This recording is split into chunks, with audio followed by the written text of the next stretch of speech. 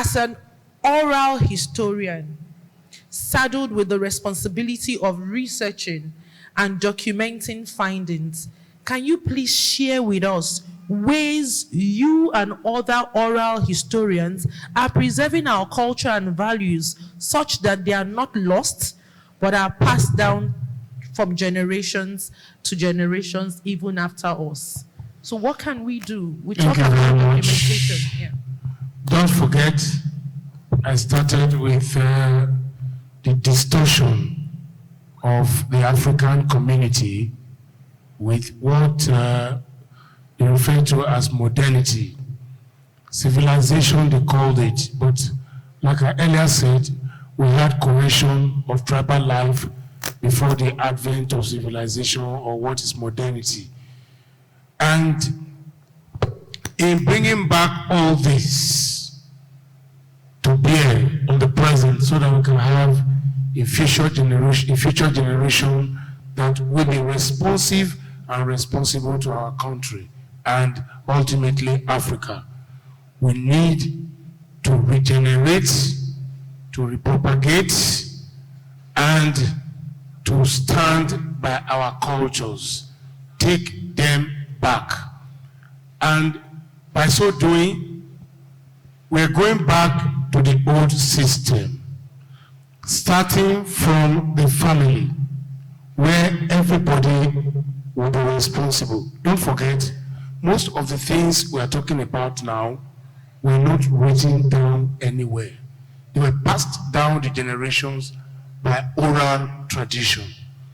If from the homes, like when I was growing up, we used to hold evening meetings, storytelling sessions. These storytelling sessions were usually didactic. They'll bring up a fable that will bring some sanity into the children, and then they'll be treating some moral codes and stipulating them, making the children to imbibe them.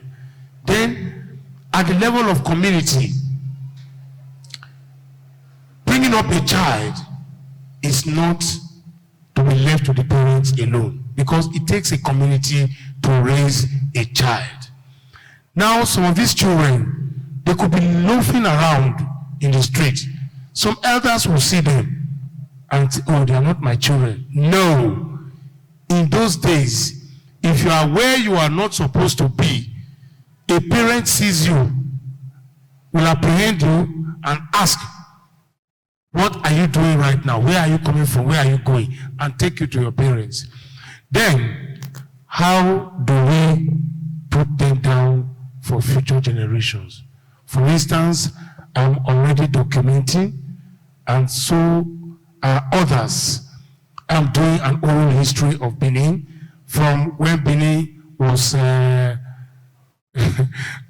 this is where we have some arguments. I don't believe that Benin evolved. Benin did not evolve. Benin was by a divine proclamation by God. And so we have this spiritual, mandate to live in the image of God and according to the dictates of God. And we should uphold that. Now, in documenting all this, it is everybody's responsibility. Every family has the challenge to do this. Now, let me tell you something that is also fast fading, which we need to document in the Benin Kingdom, for instance. I'm using Benin, like I said, as the local point of reference. If any Benin person greets here now, we will immediately know the genealogy. When you say Lamogun, I immediately know that you are from the Obas lineage. When you say Lagete, that's my own. I will embrace you and say, who is your father? And eventually, I will get to the root of that. So, families need to document just like we are documenting. And by so doing, we will be able to pass this from generation to generation. Now, sometimes a master of ceremonies, they contract me to go to a place like Lagos, MC Casino, we have worked together on such journeys to come and officiate. I'm not a priest for a traditional marriage because they have lost the process. They don't know what comes before the other. So families on their own, like some of us are doing, should document all these things, and then they will be passed down from generation to generation. And then the balance is that we should try as much as possible not to condemn our ways. For instance, most of the indecent behaviors we have today, they were not in Africa, so to speak. They were imported. I can use Benin as a point again. There was no prostitution in Benin for the whole of its existence. So if you look at the languages used for prostitution, there is none relating to Benin. Benin Kingdom has no prostitution in their dictionary or vocabulary. We have Ibiranja, that relates to another tribe close to Benin. We have Osuka, that's Osuka.